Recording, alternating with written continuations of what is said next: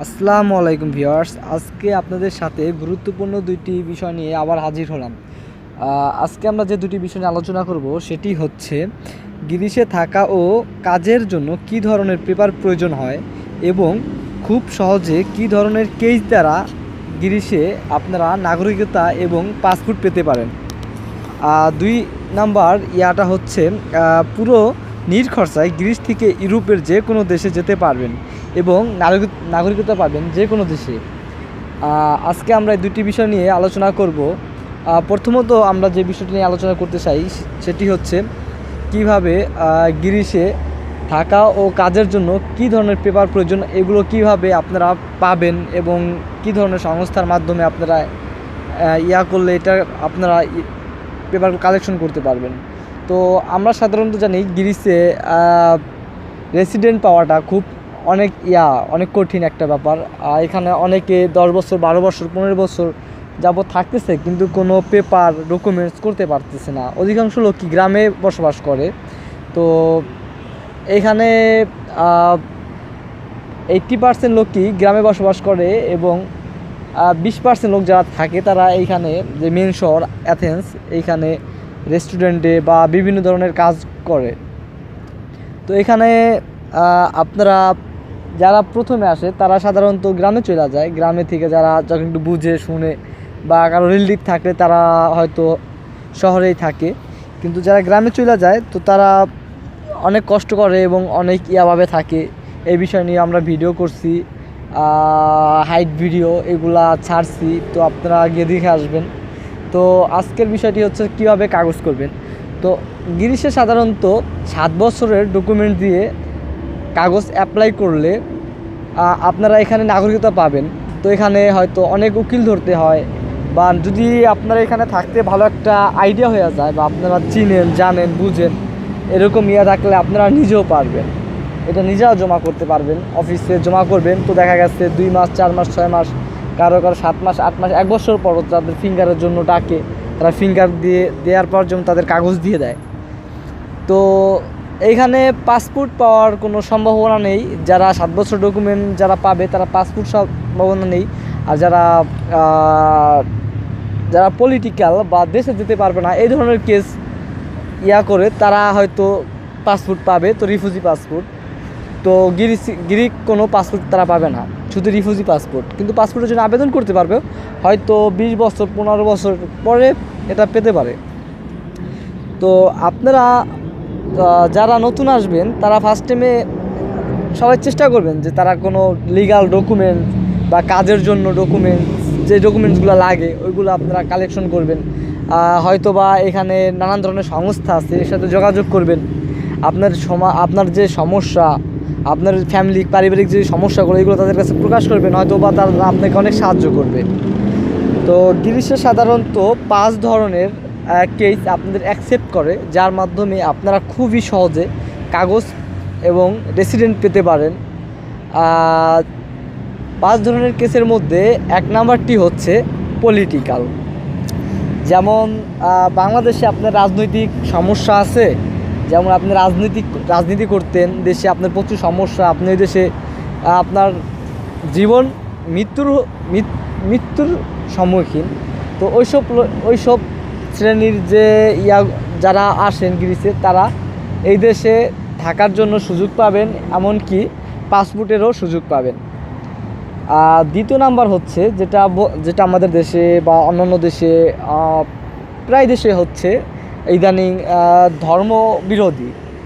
যেমন আপনি মুসলিম, আপনাকে অনেক হিন্দুরা মিলা চাপাইতেছে, যে বলতেছে যে মানে অনেকগুলা হিন্দু মিলে আপনার উপরে অত্যাচার করতেছে, আপনি দেশে থাকতে পারতেছে না, আপনার সরকারে আপনাকে মানে কোনো করতেছে না, হেল্প করতেছে না, পরে না করে পাইরা আপনারা চলে আসলেন এই দেশে। তো এই দেশে এসে যদি আপনার আশ্রয় প্রার্থী হন, যে বলতেছেন যে আমার দেশে এই কোনো সমস্যা, তো এই সমস্যার মাধ্যমে আপনারা কাগজ প্লাস রিফিউজি পাসপোর্টও পেতে পারেন। তো 3 নাম্বারটি হচ্ছে যেটি হচ্ছে বাল্যবিবাহ। তো বাংলাদেশে দেখা গেছে অনেকেই বাল্যবিবাহ করে বা ফ্যামিলি থেকে জোর করে বিয়ে করায়। তো এদেশে তাদের জন্য একটা সুযোগ রয়েছে, তারাও এই কেসের মাধ্যমে আপনারা রেসিডেন্ট প্লাস রিফিউজি পাসপোর্ট পেতে পারেন। 4 নাম্বারটা যেমন কিছু কিছু শ্রেণীর লোক আছে যারা পুরুষও না মহিলা না, আমাদের দেশে সাধারণত হিজড়া বলে। তো যারা এই ধরনের, কারণ এই দেশগুলোতে তাদেরকে অনেক সম্মান এবং অনেক ধরনের হেল্প করে থাকে সকলেই। তো আমাদের দেশে হয়তো এটা হয় না, এটা খুব কম হয়। তো যদি এরকম কোনো সমস্যা কারো থাকে, তারাও আইসা এটা নিতে পারে, হেল্প নিতে পারে, বা তাদের কাছে প্রকাশ করলে হয়তো তারা তারা আপনাদেরকে থাকার জন্য সব সব সুযোগ সুবিধা এবং রেসিডেন্ট প্লাস পাসপোর্ট দিতে পারে। 5 নাম্বারটি হচ্ছে, যেমন কিছু কিছু ছেলে আছে যাদের ছেলেদের প্রতি আকৃষ্ট হয়, কিন্তু আমাদের বাংলাদেশে এটাকে সাধারণত অনেকেই দেখা যায়, তো এটাকে সাধারণত ইংলিশে গে বলে। তো তাছাড়া আরেক ধরনের কেস আছে, যেমন একটা মেয়ের প্রতি আকৃষ্ট হয়, কোনো ছেলের প্রতি না। তো এগুলোতে আমাদের দেশে হয়তো দেখা গেছে এরকম হলে অনেকে অনেক খারাপ কথা বলে, বা অনেকের এটাই হয়, ভিতর ফিলিং হয় যে একটা ছেলে একটা মেয়েরে ভালো লাগে না, কিন্তু একটা ছেলেকেই ভালো লাগে। তো এই ধরনের যাদের সমস্যা আছে, তো তাদের জন্য এই দেশে একটা সুযোগ সুবিধা আছে, তারা তাদেরকে এই সুযোগ সুবিধা দিয়ে থাকে, যেমন রেসিডেন্ট প্লাস পাসপোর্ট এইভাবে পেতে পারেন।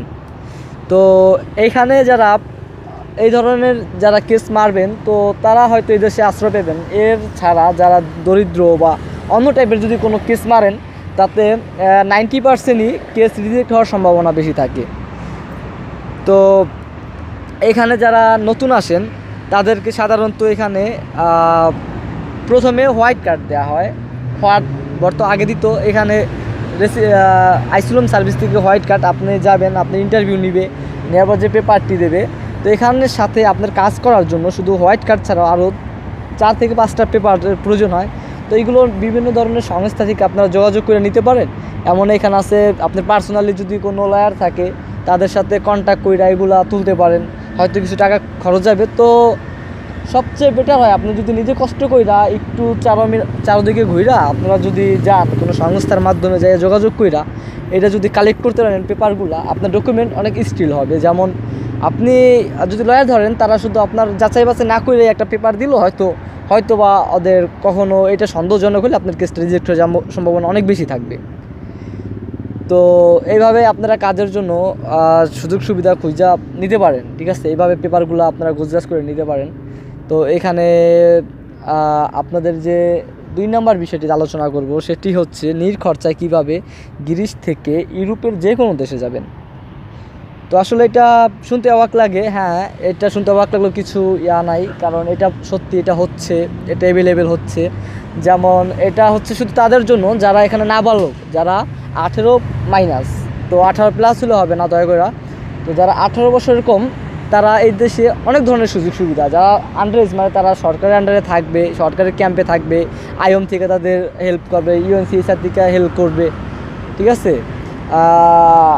যারা এই ধরনের যারা আসেন ছোট বয়সে বা কম বয়সে আসেন, তারা এরকম আপনারা সব সময় চেষ্টা করবেন যে আপনারা এখানে আইসা আপনাদের সময়টাকে কাজে লাগানোর জন্য। যেমন হচ্ছে কি, যেমন আপনি এখন 17 বছর, 16 বছর, 15 বছর আপনার বয়স, আপনি এখানে আন্ডার এজ কেস এটারে আপনি আপিল করলেন। তো আপিল করার পরে আপনাকে ওরা নিয়ে আপনাকে ক্যাম্পে দিল, থাকলেন, ভাষা শিখলেন, পড়াশোনা শিখলেন, কাজ শিখলেন, পাশাপাশি আপনার লাইফটা সেটেল হয়ে গেল। তো এখান থেকে কিছু ধরনের কেস আছে, তো আপনাকে জিজ্ঞেস করতে পারে আপনি কি সমস্যায় সম্মুখীন এখানে আসছেন, তো আপনি বলবেন যে আপনার কী সমস্যার কারণে আপনি আসছেন। তো এখানে পাশাপাশি আপনাকে জিজ্ঞেস করতে পারে যে আপনার ইউরোপের মধ্যে কেউ থাকে কি না। তো আপনি বলবেন যদি আপনার ব্লাড কানেক্ট থাকে, ব্লাড কানেক্ট শুধু, যেমন চাচা, মামা, খালা, ফুফু, হ্যাঁ এই টাইপের, মানে ব্লাড কানেক্ট, যেমন আপনার মায়ের যারা ব্লাড কানেক্ট আর আপনার বাবার যারা ব্লাড কানেক্ট, শুধু তারাই, ঠিক আছে? বা আপনার ভাই, বাবা যে থাকুক না কেন। তো যদি তারা যদি German, Spain, Denmark, Norway, Italy যদি এইসব দেশে থাকে, তাহলে বলবেন।